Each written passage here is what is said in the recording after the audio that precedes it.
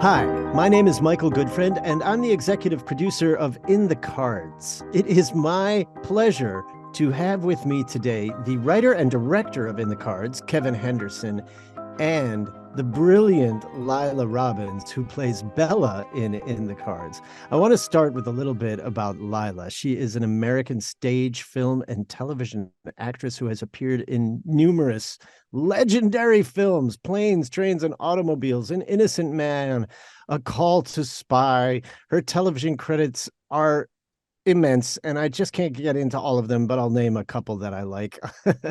Homeland, Murder in the First, The Walking Dead. We will definitely have to talk about that, Laila. She is a native of Wisconsin originally. No, No? Minnesota. Oh, Minnesota. Minnesota, but I St. Paul, thought you, oh, Minnesota. right. Went to Okay, college in Wisconsin. I'm Okay. getting you mixed up with Uta Hagen.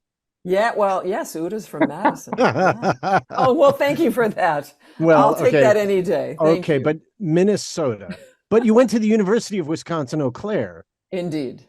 and then you went to the Yale School of Drama, Indeed. which you have in common with myself and Kevin Henderson. Yes, look at that. You've acted with Steve Martin and Tom Selleck and lots of other people, James Earl Jones.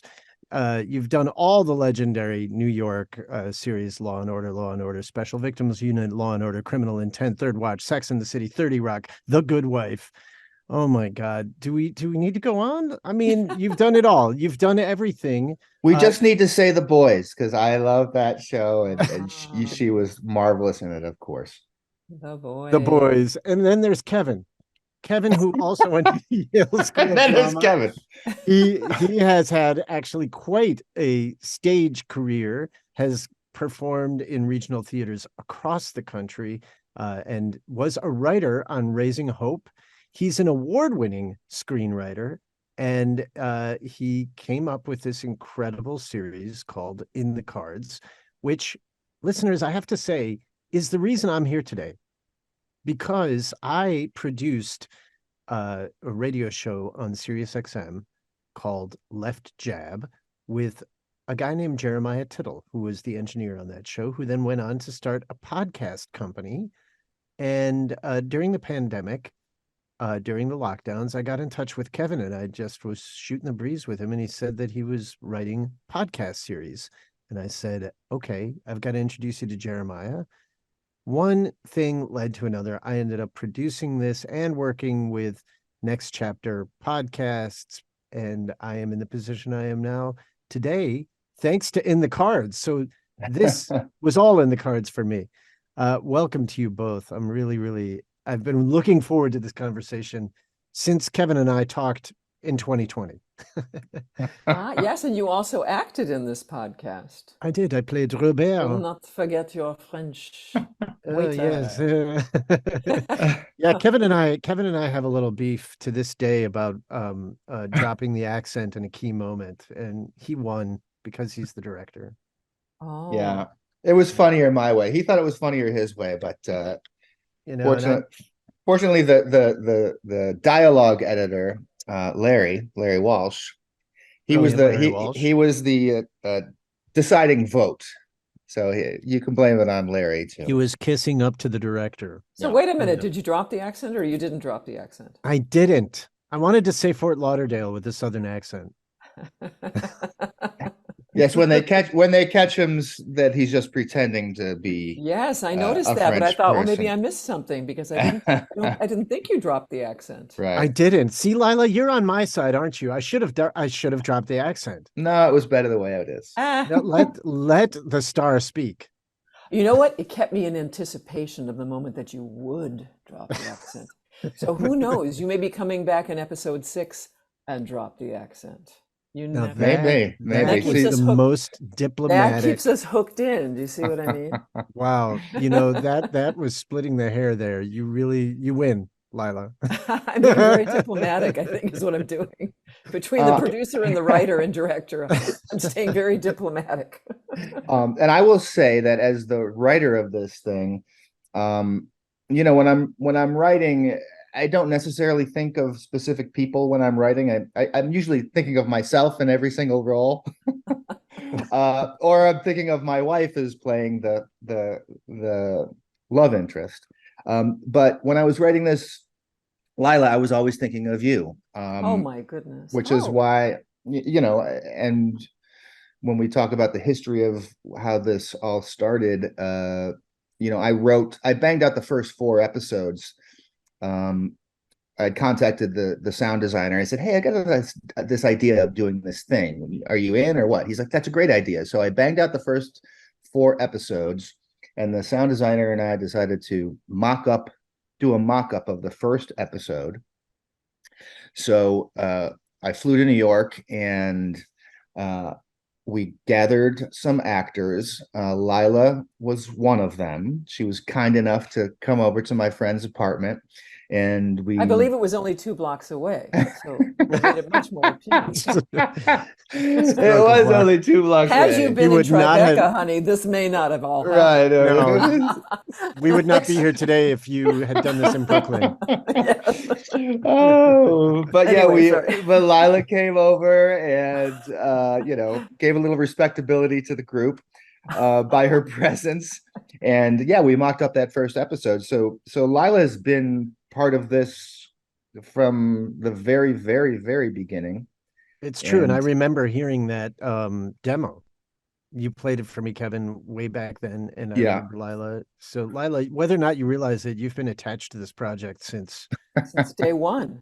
But you know what was very interesting about that first demo session is that Kevin wanted us to physicalize our roles, so that we would be breathing properly and moving around. It was like we were almost acting out the whole thing physically. Right. And that's what I wanted it to feel very organic. And I was sort of inspired by there's a podcast called Homecoming that starred Catherine Keener, which was later turned into a series starring Julia Roberts. And Catherine Keener insisted that everybody have body mics when they were recording, and that they would do a little set, and that you would play it like you would play it as a real scene.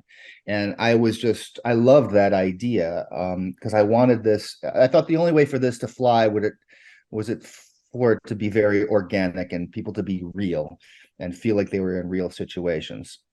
So it was an experiment that we did, and because of the pandemic and the rules that Screen Actors Guild has now for recording, everybody had to be in their separate booth, but we still maintain that idea of trying to be organic and connected and all of that. Laila, absolutely. What was it like for you to be in the booth, in the isolated booth, recording this series? Did you feel isolated, or did you feel like you were engaged with your partners? No, I felt really engaged with the partners. I mean, it was great to have everybody there doing the scene together, obviously, which is not always the case. But I've done a lot of, I think I'm quite comfortable in the booth because I've done a lot of voiceovers back in the day when they were still hiring union people for voiceovers. Then it changed, and now they hire couldn't get arrested. So I enjoy working with the microphone and being in the booth, and I felt very connected. Is it usually you go in, right, and you just do your lines, right? And you do your lines. You don't have the person responding. Sometimes, like even in a telephone call, sometimes with a TV series, you don't even have the other actor responding. So it's like, how do I know how I'm going to say that next line unless that person actually said it? How can we do it in isolation? So I guess it's the job of the second person who records to sort of try to fit their responses into whatever that other person has already recorded, which is very difficult, which doesn't make it very spontaneous. But to have us both there talking to each other is wonderful. So now we have to solve a mystery before we go any further. And that is how you know each other, Kevin and Laila, because Laila can't remember. I can't remember anything anymore. Are you kidding? So in between my second and third year, I got cast doing a play called The Country Wife at the New Jersey Shakespeare Festival. And wait, you hadn't even graduated from Yale and you got cast in a professional production? Yes, Michael. See, thanks. this is how it goes. Boosting my ego.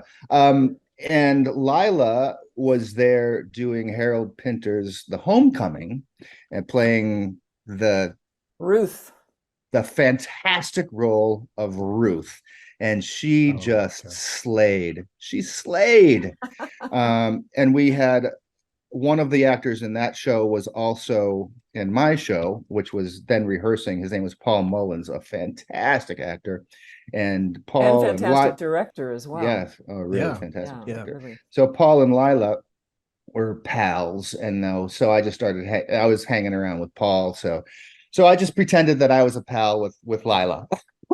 And anytime she'd see me, I just pretend that we were famous old friends. And even till last December, when we're trying to nail down everybody's schedule, and Lila's really trying to decide whether she's gonna jump into this project. She's like, "So how is it I know you again?" Sorry. Oh my God. So that's how. And then then you become part of that New Jersey Shakespeare family. So I ended up doing a bunch of shows there. Laila did a bunch of shows, so we'd see each other's shows, and so that's where we know each other. Yes, run by the wonderful Bonnie Monty, who is actually going to be retiring. Well, we don't like to use that word. She's will no longer be the artistic director at the end of this season, moving on to writing and directing elsewhere and things like that. But she really, wow, built a gorgeous theater. Yeah, fantastic. Was there her first season in '91, and she rebuilt the theater physically. I mean, she did so much. Such a wonderful leader of that space. We had a lot of good times. Kevin dogged your heels for decades. Right. He was a sycophant, and you couldn't shake him. And happily, I guess, happily. Yes. Well, I don't know. It's the dog chasing its tail here, because you didn't really know who Kevin was, but you thought maybe he could do something for you somehow down the line, because these young upstarts, they do become successful sometimes. You've got to be very nice to the youngins, because you never know. They're going to be like a producer in some big studio someday, and you'll be like, yes, and you're like, that guy? That kid when he was that guy's running a studio. Meanwhile, Kevin is chasing you because he's hoping that you can elevate his stature in some way, and get him to a level where he is known somehow. And it leads to In the Cards.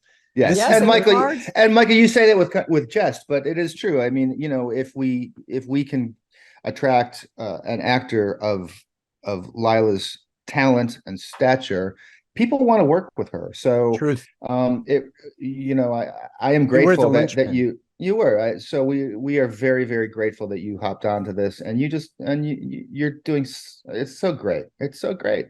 I love it. You were also the source of my greatest moment of panic, because you were the linchpin in this whole thing. Like, we wouldn't have gotten the cast we got if it weren't for you, Laila. People were like, Laila Robins is in it? This is true. And then right before rehearsal started, you're like, I'll never work with that one.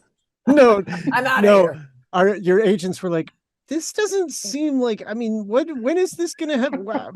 I don't know if we want Laila to do this. I was like, what do I have to do? Just tell me what I have to do to keep Laila on board. I didn't know this was what you actually did, because originally a lot of the scheduling was like all of us had to be there all of the time. And then you guys kind of broke it down into smaller kind of clumps of work, which made it a lot easier, I think, for all the actors to sort of participate, because it wasn't entailing, like 8-hour days for 2 weeks. So you guys really like honed it down into these really great pockets of work that were doable, I think, for everybody. So that's hats off to, I assume that's you, Michael, organizing all that. That was. And I have to give credit also to my coordinating producers, Liana Keys and Kira Bowie, who comprise a group called Transcend Streaming. They were great with scheduling. Really great. Right. Really great with scheduling. And you know what? Reading the scripts, they're just so clever. Kevin, they're so wonderful and funny and subtle and life affirming and sweet. And it's just got, I mean, there's some profanity in it, whatever, but it has a kind of a sweetness to it. There's an innocence to the story. And you rarely get that sort of product these days, And it has a good heart to it. I mean, they're so funny, and then you realize as you're laughing that that there's, you know, such depth to the writing, right? You realize Yes. it sneaks up on you like, oh my God, are we the masters of our fate? Can we be, you know, what do we have control of? And it's so touching, and thought provoking. I mean, I listen to these series, each episode a dozen times, and each time I find something new in the listening, which to me is the mark of really good writing. It is, and you know what? I think the main character, Gil, is so relatable because, I mean, who hasn't had one of those days? You know, I always get up in the morning and think, I mean, I live in New York City. I don't know what it's like in LA, but I think everybody everywhere meets these kinds of days where it's like either the city's for me or the city's against me today.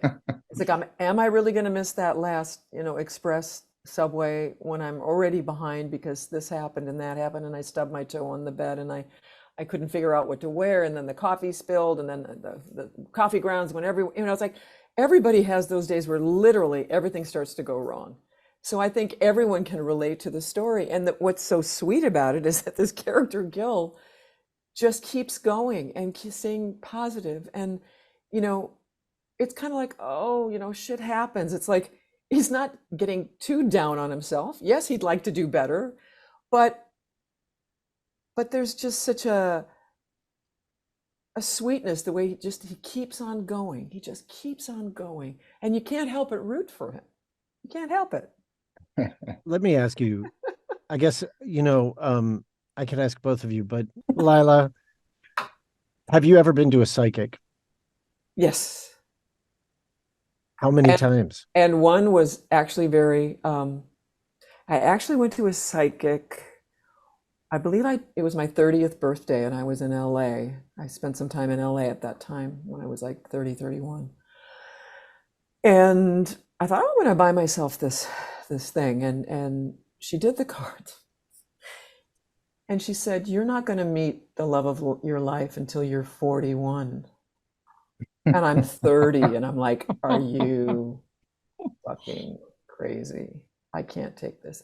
I have to wait 11 years to meet the love of my life? And she was right. And who is the love of your life? The lucky guy. Robert Cuccioli, who is also a part of the podcast.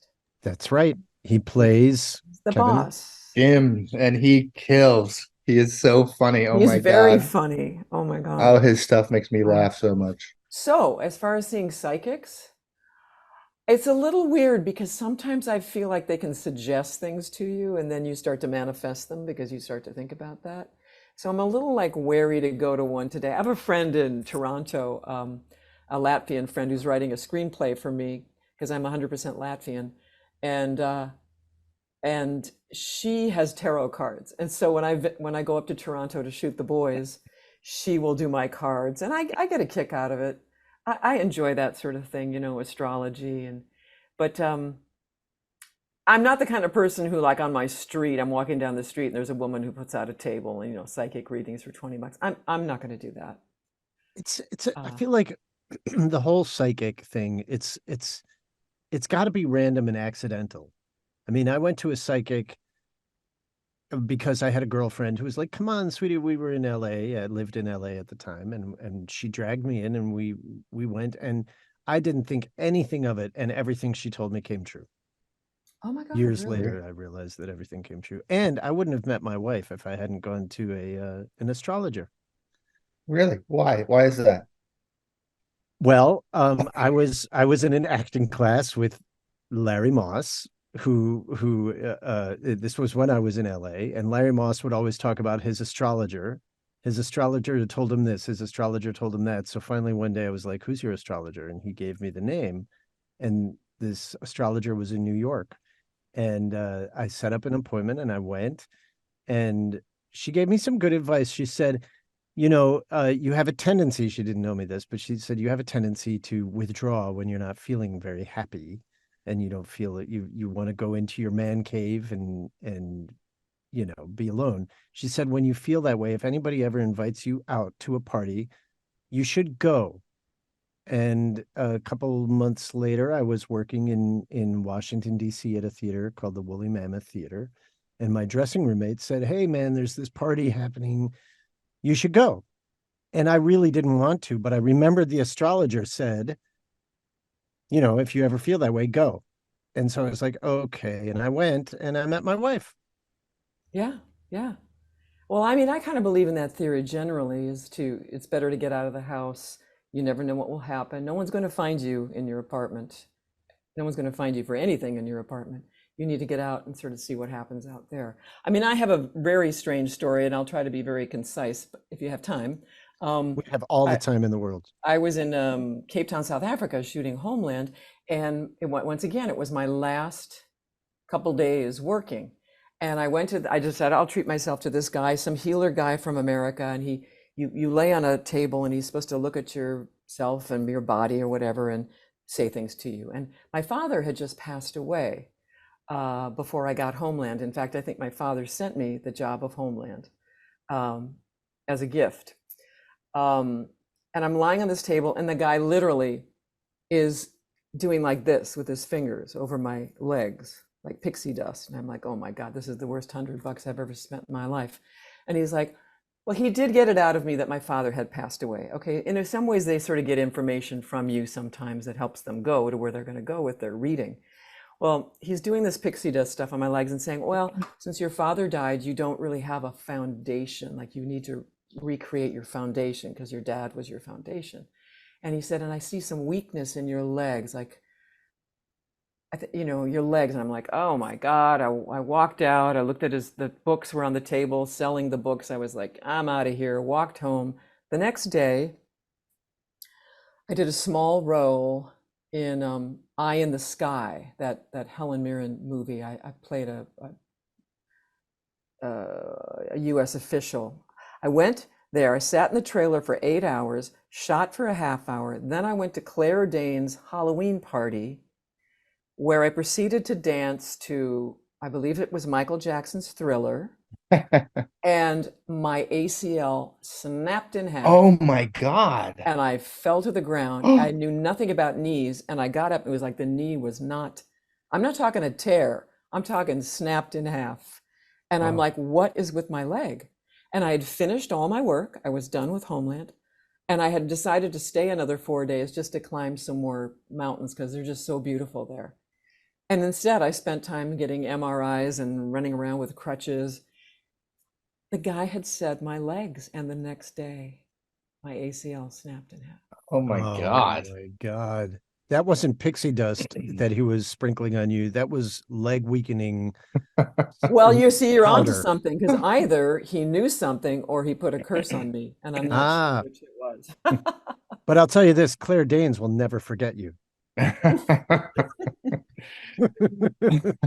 She probably just thought you were drunk at the party. And, she was like, oh my God, what a mess, that woman. Oh my God, she had decorated the house so beautiful. Like when we came in the apartment, this beautiful house, there was blood smeared like all over the walls. There was a dead body floating in the swimming pool, and there was a coffin that you could get in and out of if you wanted to. I mean, she had decorated this place within an inch of its life, or her her staff. She had a set designer come in and do it. She had people. Yeah. She had people. She was so nice. She was so nice to me. She was so lovely. She's a wonderful actress. She is great. Speaking of the tarot cards and psychics, when I was researching this, I was like, I should go. I should go to one and see what they say. But I'm too weak, Michael. You haven't gone, Kevin? No, I'm too terrified they're going to say something horrible or the death card is going to show up. I guess that's the thing. It's like too superstitious. I couldn't do it.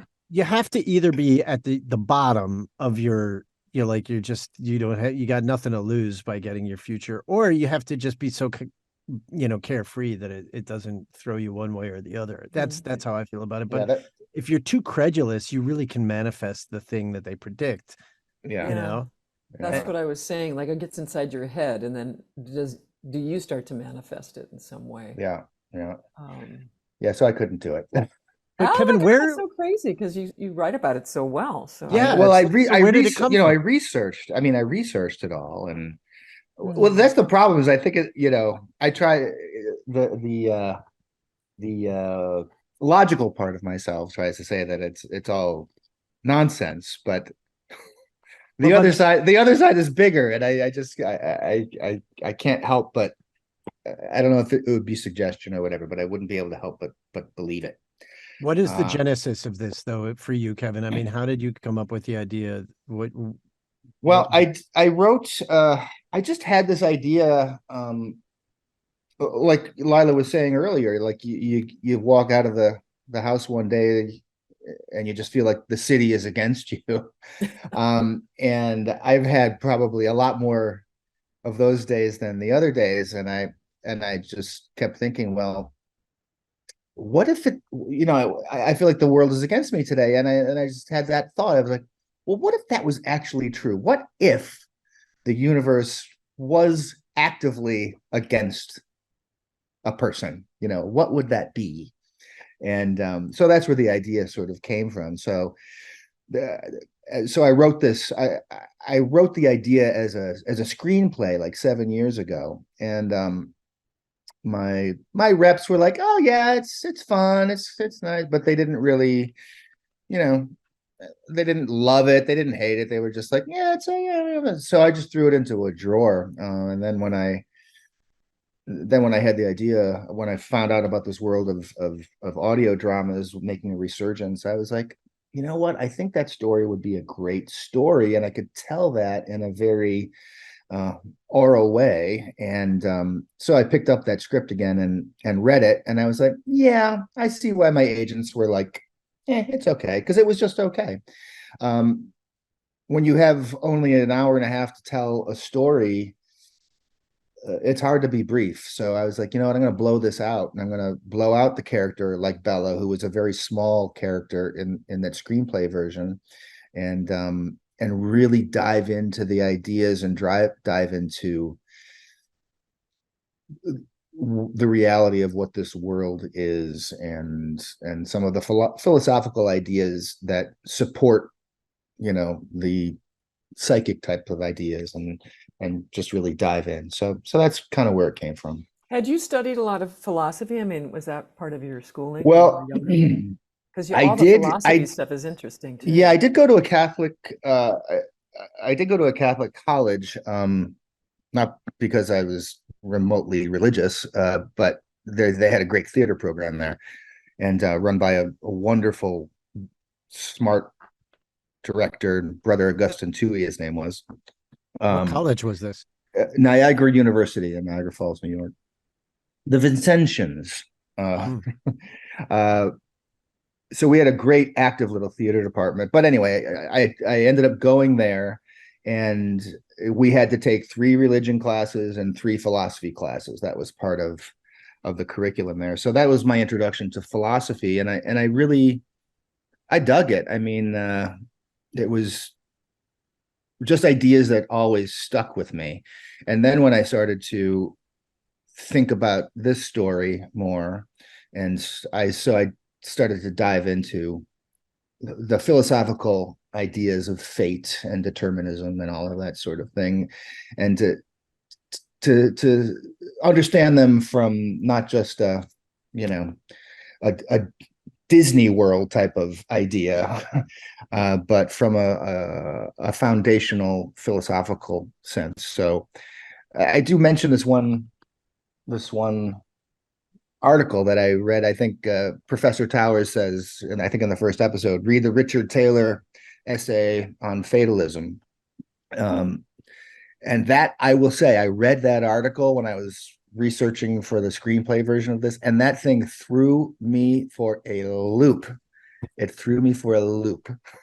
It still has thrown me for a loop.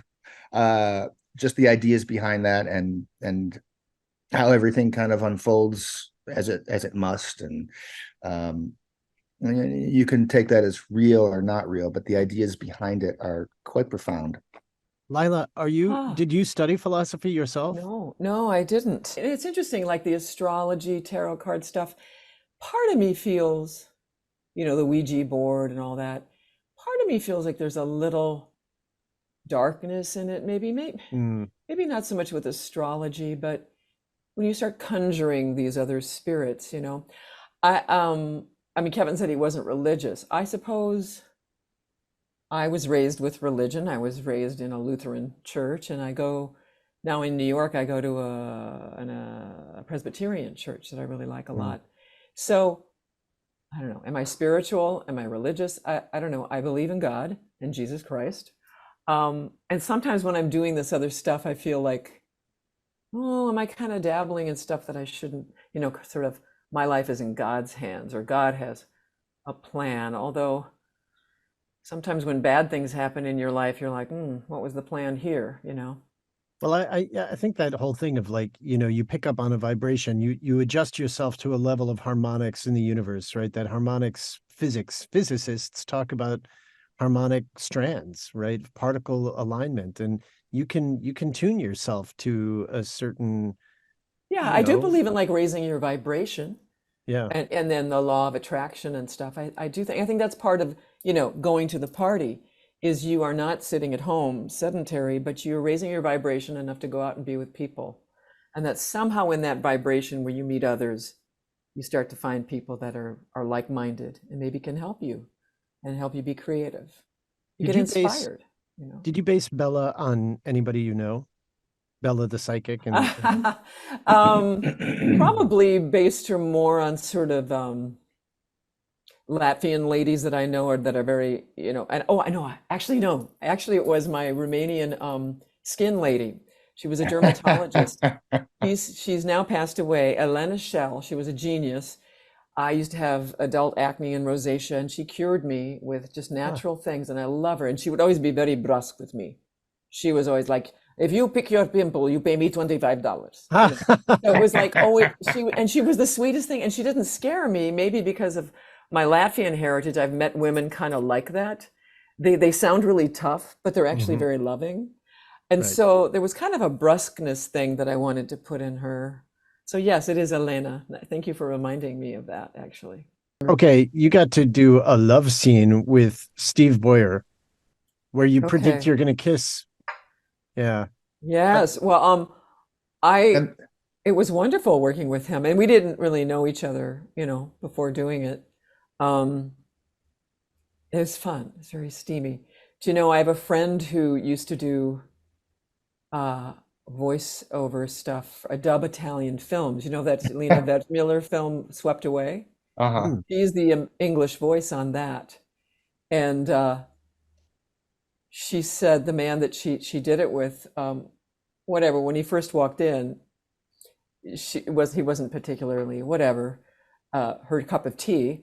And by the end of it, she was madly in love with him because his voice was so sexy and all sexy. She was like, oh my God, I think I'm falling in love. And once again, you talked about Jamie's voice, you know, what a Jamie sensual voice that is. Yeah. Oh Jamie my God. Romero, who plays oh my God, Nadia, your niece, has a voice that is just and she is that lovely as a human being as well. Yes. And I'll say, Laila, when things, you know, this, I think we first did that. You were asking me about this yesterday. When did we first do that demo in my friend's apartment on West 71st Street? Yeah. And it was nearly 4 years ago. Oh my God. And shockingly, and then when the idea came to Michael and then to Next Chapter podcast, it was probably another eight months from there because I kept writing and so forth. So it's been happening for a long time, but it was just kind of like, is this happening? Is this not happening? And then all of a sudden, we went from less than 0 to 80 miles an hour, and we're producing this thing. We're trying to get everybody's schedules together, and we're like, who are we going to? We didn't have anybody for that role of Nadia. And I said, Michael, you've got to have somebody in your Next Chapter podcast corral who'd be great in this, because we wanted everybody to be in New York, and I'm in LA, so people I know are here. And he sent me some names, and I just started listening because and her voice is it's just so good, good, she's so wonderful honest. in it. Yeah. And you know that also I mean, she's brilliant, and the chemistry between Connor and Stephen is wonderful. They play off each other so well. Who plays Gil. Yeah. Oh that my God, they have well, wonderful chemistry. that's one of those things. I remember we talked with our friend Christina Syble. She's a producer of independent films and was a guiding hand in this whole project from the start, as we were getting it underway at Next Chapter Podcast. And I called her several times, and I said I had questions about how things could work and this and that. And she said, "You'll see, it's gonna come together all at once when Hmm. it's supposed to." And that's really what happened. We got to a point where we had financing in place enough to be able to do it. And I was just like, this is it. This is the time. We got to do it now or we're not going to get it done. And boom, everything's cinched up. I do want to ask you, so the speaking of philosophical ideas, there's that word, and I can't remember the philosophical concept for it, Kevin, but I think it's in episode 1 or 2. It's where Gil describes, or maybe it's Towers describes, that when you start focusing on a thing, everything in the universe seems to correspond to it. I wonder if this happens to you, either of you, were you preparing for a role, right? You're doing research on a Yes. role in a play, Chekhov. You've done so much Chekhov, and or whatever, that all of a sudden you start noticing things that you didn't notice before, and you're like, wait a minute, that's so weird. This role that I'm working on is all about that, and there it is right in front of me. You know Like, what it's called, Michael? I've found it. what is it, genius? It's the Bader-Meinhof phenomenon. That's what it is, and you talk about this in this Yeah. series. Yes. Bader-Meinhof phenomenon. Bader Meinhof? Yeah. Yes. Okay. So it's It's like, an illusion frequency. So, like, like you said, you're gonna buy a car, and you're gonna buy this a white Celica, and you've never seen one before, and then all of a sudden you see them everywhere. It's just because your brain is Yes. tuned into that. here's an example. So I was cast in this thing where it was a noir kind of set, and noir, it was all film noir. And all of a sudden there's film noir everywhere in my life. Billboards with film noir motifs, and Humphrey Bogart and the fedora, and all of that seemed to be everywhere. All of a sudden I was like, oh my God, the universe is all about the life that I lead, you know? Right. But it's all about you. It's all about me. Of That's course. all. Really, Wow. I'm impacting the universe here. No, but there's that whole section where the two of them are talking about telling a story, and they have different images for different things, the Right. boy and blah, blah, blah. And that's, how subjective the world is. Whereas somebody can walk around and feel like everyone's insulting them all the time. Yeah. And other people can walk around and feel gratitude for everything all the time. It's really your own perspective. How Yeah. you And meet then you meet reality. these people, and how can you, it's so interesting how people can communicate or not communicate based on all of that given experience or trauma from their past. You can say the word swimming pool, and it can give someone total sheer joy and delight, and someone else can go, oh my God, I'm terrified, I feel sick, I want to go home. Right. It's really all very subjective. All of our free associative things are so different from each other. Lila, what are you working on next? Well, nothing, because we're on strike. Oh, So, right. That's right. yeah. I forgot that we're on strike because it's been Oh, that long since I acted. yeah. Oh. Well, what No, do you have you've waiting had in the your. wings? What do you have waiting in the wings, Lila? Well, I did a couple episodes of that So Help Me Todd with the wonderful Oh, and right. exquisite Marcia Gay Harden. And I've done 2 episodes, and at the end of each episode, I say, well, until next time, or until we meet again. So perhaps we will meet again. I'm hoping.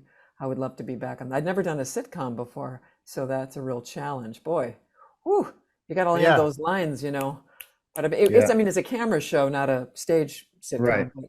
But still, with comedy, you got to spit those paragraphs out, and I find it quite challenging. How do they So do that's that? kind of fun. Yeah, I It's mean, quick they learn it turnaround. like a play. But it Yeah. really depends on how much time I have to learn the lines. And then I did a one-off of The Accused, but those are all one-offs. I played Keith Carradine's wife in an episode where we had a drug-addicted son. I was quite happy with that. But that's just a one-off because every Right. episode is a new cast.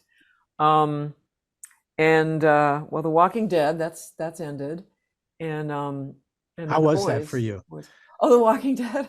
Yeah. Well, it was all during the pandemic, so it was quite isolating. Oh, how weird. Like you're We so all like, shot in Sonoya, and I lived in Noonan, and other people lived in different cities, Peachtree City, and some lived in Atlanta. So we were all spread out, and we didn't socialize. So it was quite lonely, but it was certainly fun to be a part of that group. They were very welcoming and very nice, and it's kind of difficult. I've done this a couple of times now in my career where I'll enter a show very late in the run, and everyone has already established their characters and they've bonded. And I come in and play some sort of so-called high status character, like in The Walking Dead, I'm playing the arch enemy. In The Blacklist, I came in and played Katarina Rostova, a character they've been talking about for 10 years. Oh. Or in The Boys, I come in and these guys have all been working together for months, and I come in, I'm the boss. It's always an interesting thing to enter a set where your character is high status, but nobody knows who you are. And it's like, why am I gonna like give her the power? Right. It's an interesting little tightrope to walk, especially coming into a show that's that popular, like The Walking Dead, and thinking, oh my God, am I going to live up to everyone's expectations of what they want that person to be, or what they've imagined that person to be? In the case of The Blacklist, everyone in their mind already has a Katarina Rostova in their mind. And then the actress shows up and it's like, well, that's not what I was thinking she'd be like, or, Did anybody ever say that to you or anything like that? Or was it a vibe? I'm so bad at social media, but I think I thought I'm going to rally and go look at something. And there were a couple of comments saying, some negative things, but generally speaking, everyone seemed to be happy with what I did. But I suddenly read some negative things and I went, oh, I'm not sure I want to do this anymore. My agent was like, don't read that stuff. You don't want to go there. You can only do what you can do and what your ideas are, and hopefully it flies. So it's really hard not to read reviews of your work, though. I mean, it's like, and sometimes you can't avoid it. Like you go online to get your parents or your family some tickets to the thing, and they've got quotes or whatever. You're like, that's what they said about me. Well, now if it's a play, like I don't read them until after it's over, because whether it's good or bad, it's going to affect you in some way. Yeah. If it's good, you suddenly are self-conscious of that moment. But I've had some doozies. When I did the series with James Earl Jones back in the 90s, a woman in Seattle wrote, Miss Robins emanates as much warmth as a cold speculum straight from the fridge. Oh my God! And I think you guys are probably know what a speculum is. Oh my God, that's like, and they are how long was she notoriously holding cold. on to that? Oh my God! What did she have just... against you? I don't know. Kevin, you wanted to ask Laila about The Boys. Oh no, I just love that, and you sort of addressed it coming in, later in that series as a top dog, and just wondering how that set was, and on top of it, in the comic book, that character Mallory is a man. So on top of me being the top dog, I was also a woman and not a man, and all those guys are like super, tough and intense. I mean, Carl Urban and everyone's so macho, and so for me to sort of be the boss, I kind of approached it less is more kind of thing. I mean, they all get to be very, very interesting, entertaining characters. I was more of the straight man in that, kind of just this sort of immovable object. I feel like people with power don't necessarily have to display it overtly. So I kind of took the route of being quite still and just quite simple, thinking that was probably the safest route. So you've done, very proud to be part of that show. It's been a really big hit. Yeah, people love it. Yeah, people love it. Just getting back to theater and podcasts and all, and the vibrations in the universe. I'm always curious to know, right, when you're doing stage work, you definitely feel the synergy with people. You feel the energy. Energy is something you can feel, I think, and there's that resonance and stuff that happens between you and the audience, and a very living thing. I'm curious, you've done so much film and television. Does that happen in that medium as well? Not really. Not really, I mean, most of my career has been theater, but then ever since Homeland, the last 13, 14 years, have been a lot. Homeland really kicked my TV career into high gear. I'm very grateful to that show, and it's a very wonderful show. It's so well written. But so I thought, well, yeah, I'll take advantage of what's happening right now, and it kind of makes my retirement a little easier, Nice to be paid. So it's very seductive, and one wants to keep going. But I do miss the stage, and I do miss that thing, that actual live. You know what I really miss? I miss rehearsals. I miss Yeah. the rehearsal room. That's what I really miss. And now I don't think I've been on stage for at least 4 or 5 years, which back in the day, I remember I hadn't been on stage for a year. And then I did Comedy of Errors. And the first night I went out on stage, I was overwhelmed by the energy. And I went up on my lines because I was like, Wow. oh, I forgot what that wall of people feels like. And I literally, it just threw me. So now, not having been on stage for like 4 or 5 years, I'm kind of terrified to go back out there, but I really, well, just talking about the rehearsal room, the other great thing about the rehearsal room when you're doing theater is, you've got 4 or 5 weeks, ideally, to make all your mistakes, to make your wrong choices, yes. to see what's operating, to make it all work. But when you step onto a TV or a movie set, there's no rehearsal. You just got to get up there and Yeah, do and it. how many times, like after lunch, you go, "Oh, now I know what I Right. should have Right. done." I should And have done you this, should have really done that. can. But also, yeah, the rehearsal, finding all the ways how you're not going to do it, basically. Yeah. And I feel like I want to challenge myself to do more of that in rehearsal.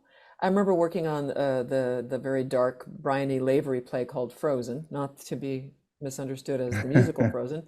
It was about a serial killer pedophile, and Brian O'Byrne won the Tony that year for that role, and he came in every day and changed things completely every day.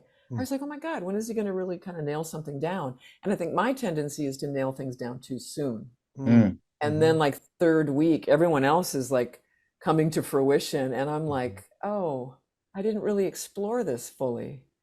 And I want to challenge myself in rehearsals to play more. And as you said, find all the ways I'm not going to do it. And it's so funny.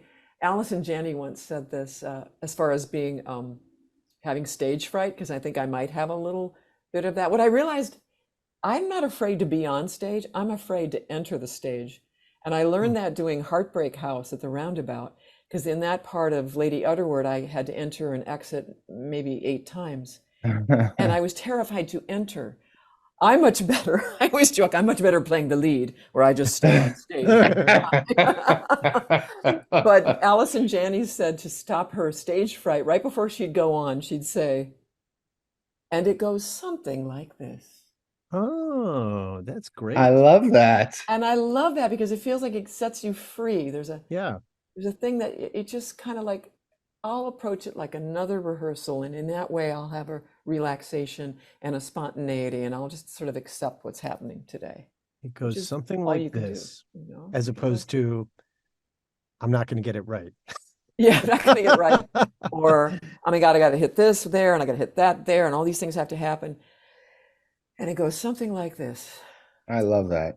That's great way to approach it. So yeah, I miss the stage. Before we go, you have to drop into character now as Bella and tell us our futures. Oh my God. Well, you're going to have many, many more successes with the company, with your podcasts. I see great success, much money coming to you. All kinds of people flocking to want your autographs. You would become so irritated by the end of it all. You will say, I do not want all this fame in the end.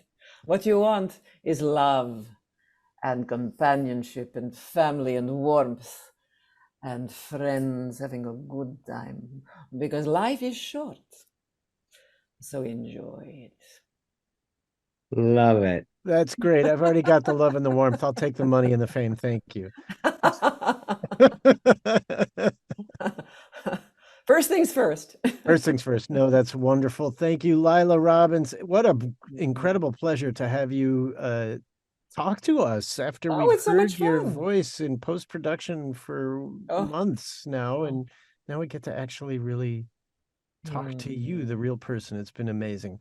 So glad that everybody's getting to hear your performance, because you are just marvelous in this. It's just wonderful. Everything exceeded my hopes.